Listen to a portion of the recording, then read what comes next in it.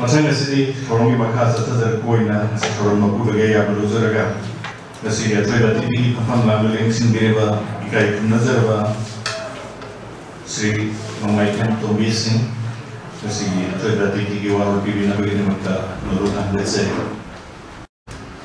Aha maka ka nasi ki soba ada yang sendiri ba pun mampu ane kolam jadi ba jadi matang dah October soba sigi guest of honor wena ingin beri ba ala hujita mamanyam laba wapong kaya soba da thambiti ba Professor Nomatem Rajmohan masih Manipur University Chemistry Professor ni aina University wada wari dasu yang munna tunjai Master Science Education की yang thawai awak Science की activist ama koiba jadi mai profession da nungsi jaba adu da nakana Science asigi wang mata lagi ba cultural activities kaya da so yang na thawai na thawak koiba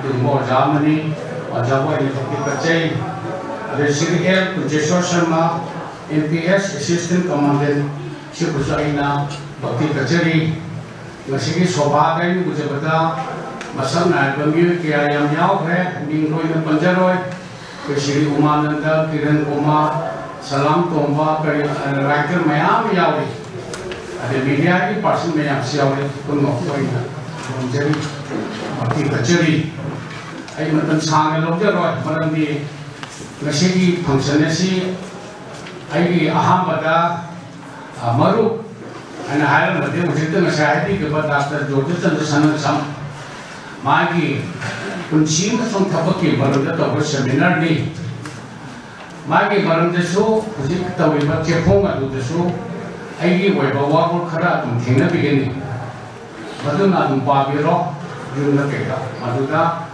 isu khara suaina tum puthokche aduna aina chahi ani halle aina 79 sure doctor na 77 sure kogi chahi ni aina chahi ani khalle chahi ni sigi lengani meti de chahi ani umje ada aina hai tau policy masi ba ni si de tau policy masi de meti suman de heli kar sun si na sumali aina ni doctor Jodhi Chandra tau aina kaujeri doctor na su saya yami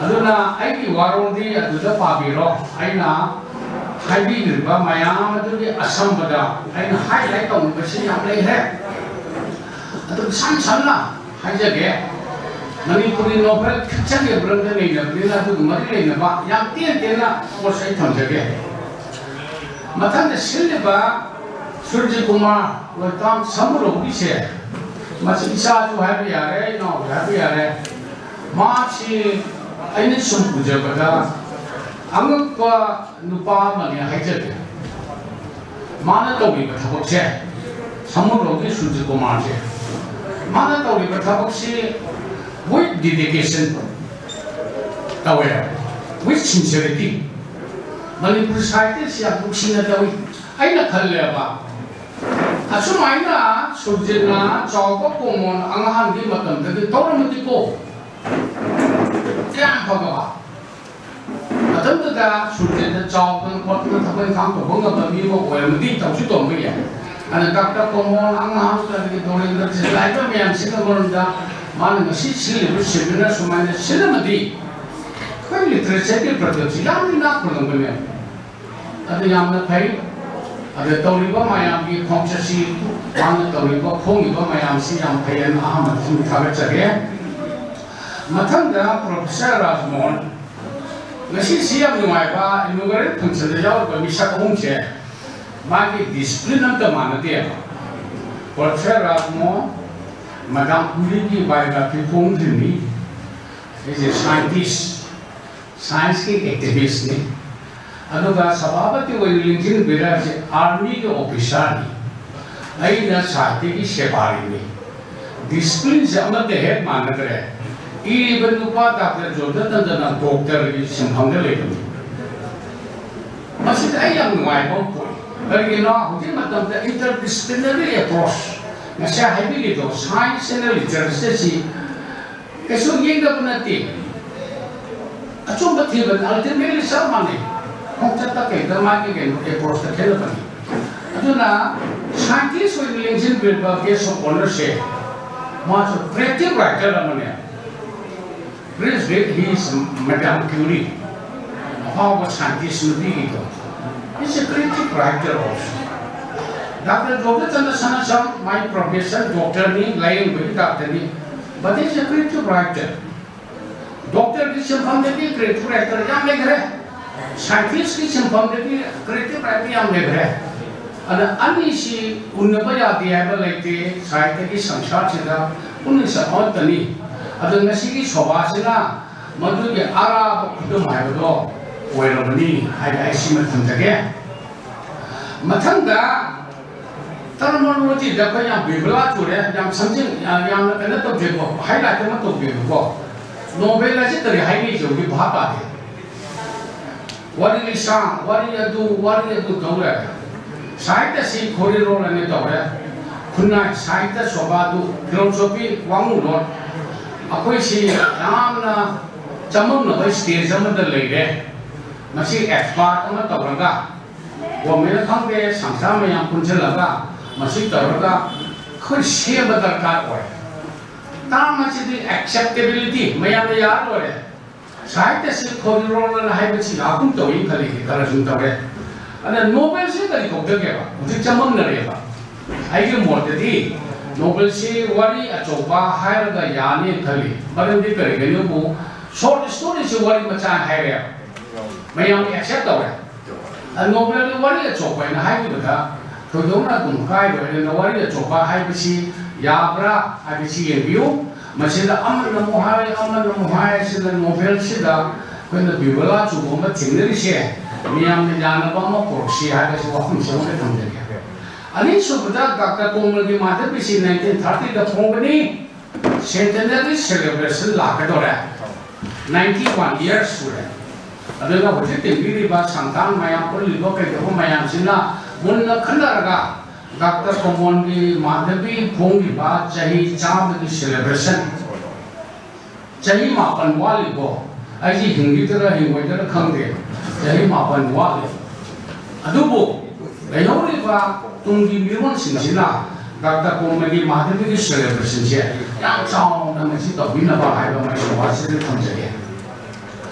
Macam dah contemporary Manipuri Nobelis, versi Nobel ni na.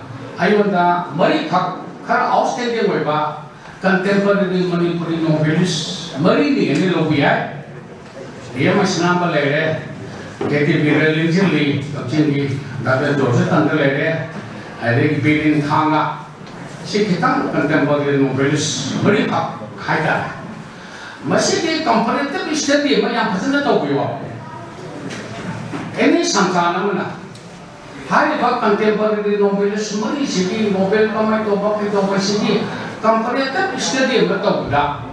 Yang menungai report terpanggil. Dia macam mana uji puya di kumba pada tahu orang Thai ni hari bah mythology asyik lagi cang ke mana? Anu apa bahasa apa putung apa mana jadi? Kesukai. Kefir biregi apa yang bahasa evangelism yang apa kedoba yang apa yang bahasa yang pami adung iri macam Israel ni tak betul dari itu. Live anu buat train yang happy ama maga yang siapa yang koi wari tergeri. Coba ke bahasa pada ini, birin tangga na micro level la tangga di weba, kena, ada mai anu pun level la kabui ijadi ni, ada etnik weba yang micro level damana yang ini, kesukai ni, ada na hotel weba contemporary Nobelis mari si comparative study tu pun tamda, yang nak cuba pun dalam thor katra ada saya kanjeng. Macam ini sobat itu tentang ini. Manipur di Nobel di kaya ini malu apa? Ayo kita tahu jadi berarti. It is a great romantic tradition. Masih ada cara research apa yang berbuat.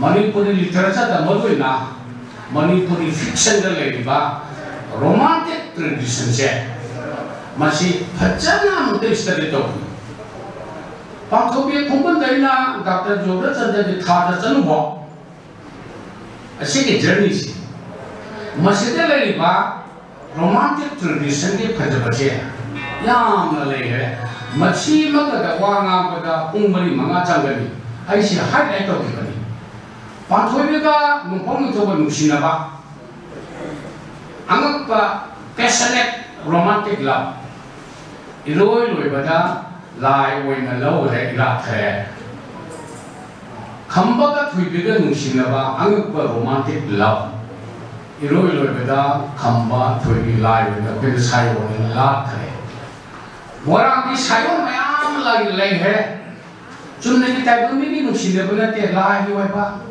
yang special oleh beberapa material ni, anda folklore religion ni semua tentang lain.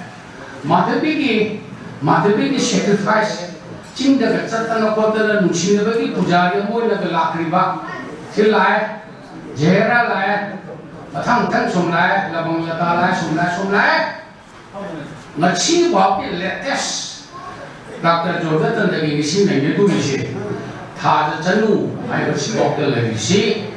Apang sigi romantic tradition ni pajaraba masak ama Manipuri novel de lay sini ayu jeris masih yang nak pun lay na betul nuai ni ada masih English ki tradition da romantic ane thira ka phangwa European tradition na mani Manipur literature ni ga Hyderabadi scholars sina langgam masih ke waiba unique waiba resident character kari yaoge duthi ade wo puthokpi ini ke romantic tradition da panchilaga apoida nei na bate yaro kene culture like everything yang kene moge romantic tradition da bare bang ni bi se yok de ko de so ko mo ang da bare bang ni yang yaoge moge romantic tradition da saiwon ki wase lekte Hagi saya orang ada love circle, pantoi poi ada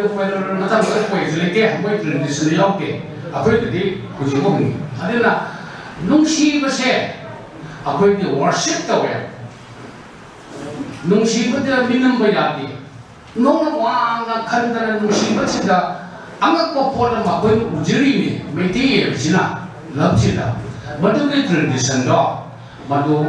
Dr. Jodha Chandra ki thada chanu ba chathari ai bisi ai wapam si thamjenge masi yang chawko kodam ni to aina ama thamjenge na this is the age of translation hokje ki juk se anubha ki juk handokpa ki juk age of translation ni karmaina lobiya ai apna the article ko se mero Dr. Jodha Chandra Sanachana Khamba Kavi sharing Hango Padagi Sahitya Academy National Seminar Tawre Khamba Kavi sharing si Malay da masakta hai India ki literature da masi yaw hai masi phonga pe da bani achaupa literary event da bani Manipur Sahitya da Khamba Kavi sharing is da Hango pa hai basi yang chaupa event thotto amani le ko lawin machine mamang de handore Dr. Jodha Chandra Matang biri kari handoi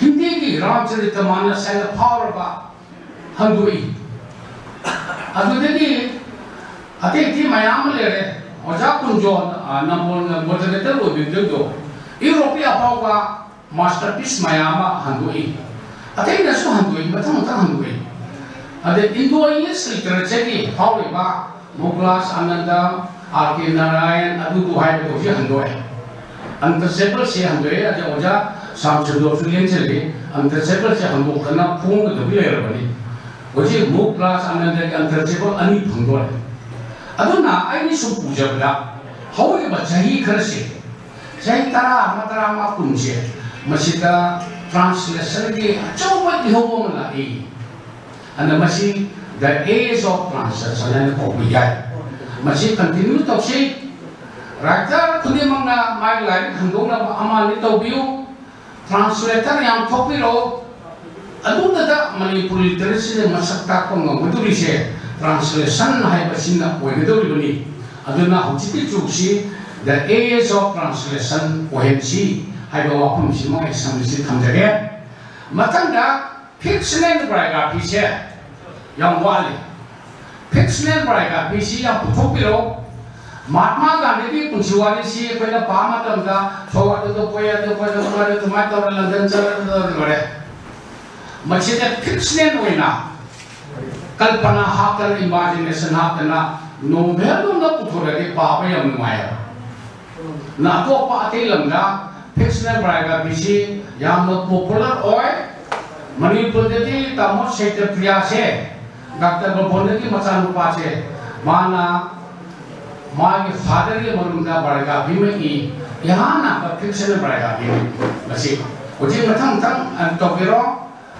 general नेता एरापोर्ट की fictional biography में इबीरप मतंग का पावे हम गए एरापोर्ट चले ना सोकार यावर रहे मतलब राजसी भगतचंद्र की फिक्शनल बायोग्राफी टोकेरो मणिपुर का पावर निथो तरा का खंडियो Kagen ba baik cendera itu curasan marah. Bodher cendera itu iba marah. Bodher cendera di fictional biography putok belo. Mamu tragic iba ninthau lagi berat. Manipur da pangga ninthau maya je mongga. Ya amna tragic iba sigi iba ninthau je kenano. Marah bodher cendera. Masih Manipur di merger. Tahu ba India ada merge tahu ba di Shillong di Soy taupa adudeki masih asam tengin bekai ke, kamlong tercatan lining dari jaga putar potong terah masih lining dari, gobin dari lain, kunung dari lain, mak kunung mencang ke, gobin dari nakang dah, sang nama cara menurut tummaga, ning tauni, aisi, sang nama cara menurut tummaga masih gini, ada putus tentang marah sih, fictional biography mau putus, dan numai berterah. Mudah saja Maharaj की history पाव दी मैं आपने तंगने other ना fictional वायका दी है बसी आप फबा काना बा art बोमा money मसेदा novelist मैं आपसे निशु मसेदा पुन चंगन निनी मतंग दा let us say the concept of literature concept literature है दी आई फबा का कॉलोमी का novel है तो नहीं आई टेबल ना तब का sharing करके लो है ऐसे कनात समृद्ध सुरारे आई खर इजर से लगे पानी तो आए बा कंसेप्ट से लाई तो वैसे प्रोफेसर दित्ता राजमोहन हाई तो आर्ट लिटरेचर की समृद्ध की बोध भाई से यम चुंबवानी अदुना राइटर से एक्टिविस्ट और डिबेटर बनी साहित्य से संगो कदम बनी आई तो नहीं रहा आई पादर का नुमाई बच्ची है पोसी बच्ची तोसी लेपा की नहीं है थंबियो काना बदीने थंबियो खुद मम्मा भी जगह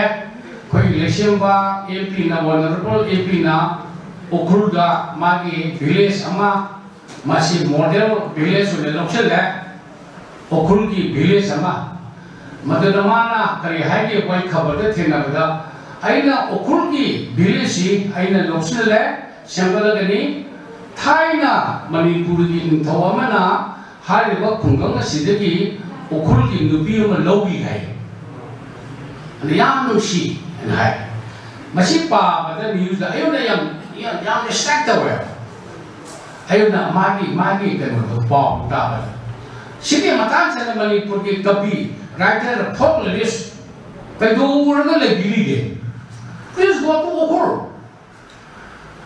रशिया में सना चौपन हारी उखुल को चपीरो कवि फोकलिस्ट हिस्टोरियन में चपीरो रो मणिपुर की थोड़ा उखुल की नुबी में लोबी है सिकी मसे वारी थीबी रो अल्लाह मते की वारी लोबी रो कले तो बिरो and you write a very beautiful novel समाने कोई की activities कोई के फम्मगा armchair दा फम्मगा न दबा writer is also an activist scholar is also an activist अन्ना कोई की literature की concept सी होंग सी चौथो सी मणिपुर पुनमक उन्जल सी subject kuna ba consulasi history su consulasi aduna interdisciplinary approach to si adu anu ba phajaba site ma thol kani hai bisi ai asani ani silu sinjarage seminar simai pak ko wisnu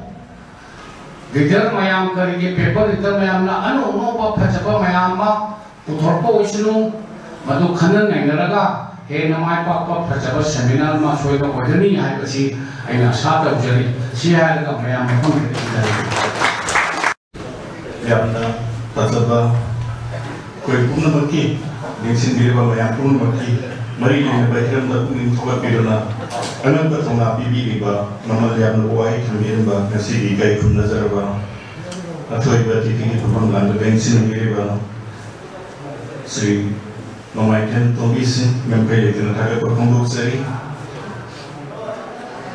mathang nasi di nasi sinza lanjari ba singi mai kai di karumba Kadang wahai musuh haram ngai baru pungdok sage, nasi hormasi dah baru ina mapung ina coverage to biriba, video coverage to biriba se, PSK pamam lang lensin biriba, kaya nazar basi memaikan uzatom bina panggi bani, aduga,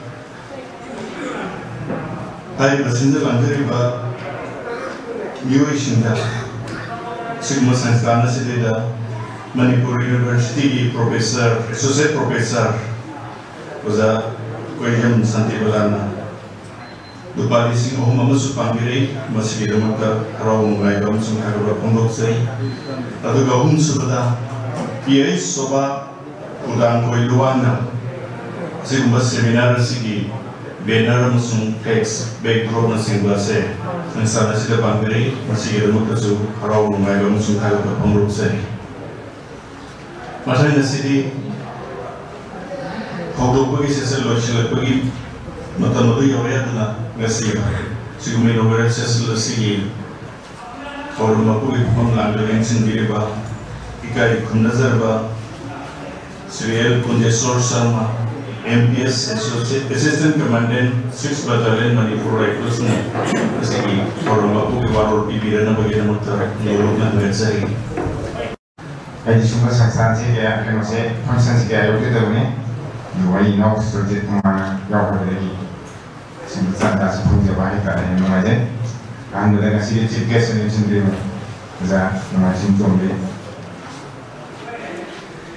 Kalau jangan itu dalam sekarang dari penulis macam dalam musim profesor Manipur Central University kan juga profesor dari penulis dan masih forum sih apapun dalam sebagai profesor George Smith profesor salah satu profesor dari penulis yang dari penulis dari penulis Tentang nasi masih dah Kue simpan sikit yang cara orang itu, macam simpan kita, numai je orang putih, kita jaga pun sami nama sih. Ayam tadi, ini kita masih semua bi tunggu apa siapa kamu, ada nasi kumana, udah beri 1994 lagi, mana disangsi nak bagi, mak bagi, siapa mak bagi, bukan jadi kontrak pun sama, pun jadi presiden kursus, jauh jadi, 6 kerasi yang mana. Yang nunggu yang toge Sri Kumari nama seriousness mari Malaysia sih, ini ambil yang siap itu toge. 2015 dah, pergi Julai ke-5 rumah siapa dah, izin mengarti ngapok mah, sama kan, terang tu suka tunggu orang mana, macam tu, pada mana, saya mah 6 hari lagi, sama lupa siapa mengarti, saya lagi mana terus yang ijazah yang kan saya itu pak, ini nak dia ada yang kuliah di Jerman ini kan ada posting kopi sini Bandung tahu kali cendera itu pak, ini telepon ayu ayu nasi kara, namun saya kanda ayu, sering ibu orang mau ayu nak dia orang, kalau itu sih apa ni ada sistem smart, kan software sering kami nunggu hari ini. Sama dia tu pang dia tahu ni, 아니 아무 팀 처음에 이 공을 시작했어.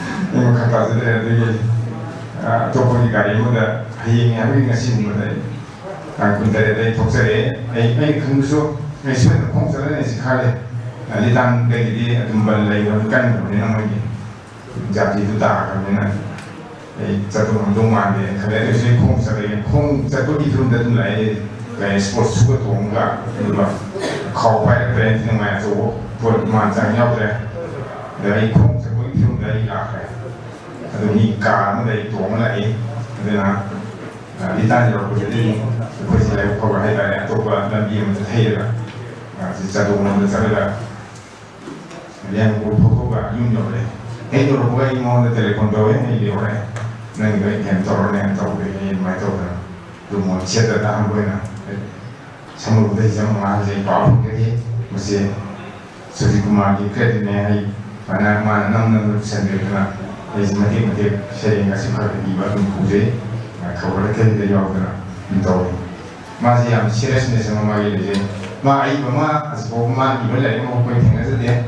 Usually dia sudah kayak itu berarti semua saya kira kayak forum tu jadi macam ini kayak mana tu macam tu jauh deh yang mana jauh jauh ni ada di sana mana yang mana wabah di sana tengah ni macam tu jadi ini berarti tahu kayak itu sama orang fresh lah yang pun tahu semua sudah macam tu jauh yang mana si tengah mana orang mesti tanya jadi si dia terasa saya kira si kita nak mengenai yang kali ini saya tu mesti dalam sama ni sih.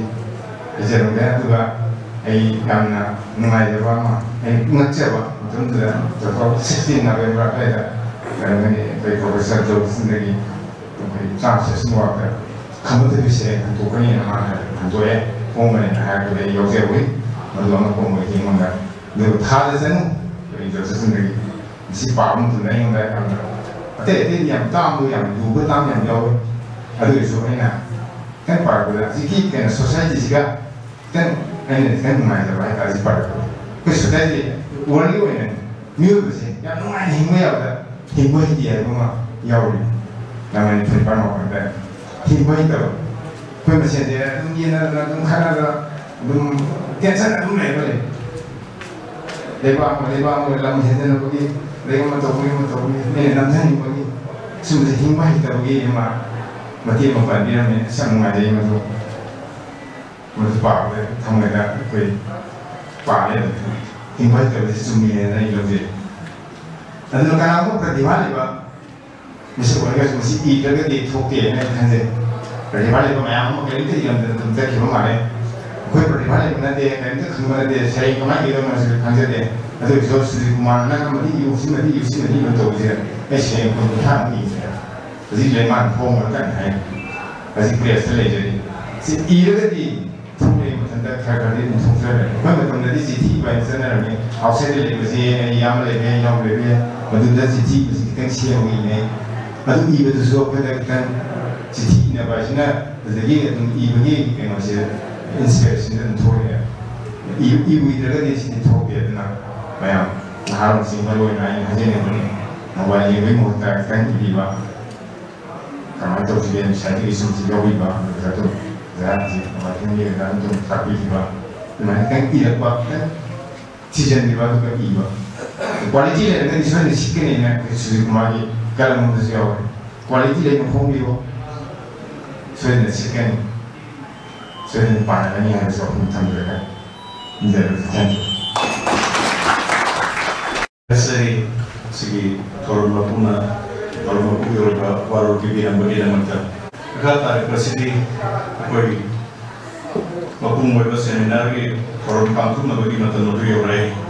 Lalu mana mesti lemsin biri batu dah titina seminar si berupi bagi namanya menurut saya aduga koi kau ini beri tera dengan tera mengapa kau manusia yang ngatur Manung ni yang terlalu jadi masalah tapi masih kan kota boleh kerja nangai. Aduga mungkin ada masih seminar si corona apa yang menonton panggilan aja. Oke, itu berapa sesi sih? Oleh ada macam jenis seminar lagi aham sesi अयुक्ता नूंथिंदना second session लई अदंगसी पांगथोकदुबा seminar एसी अहम session अमसुंग अनिसुब session से अइना हौतो ए हाइना मया मफोदे लाखोचरे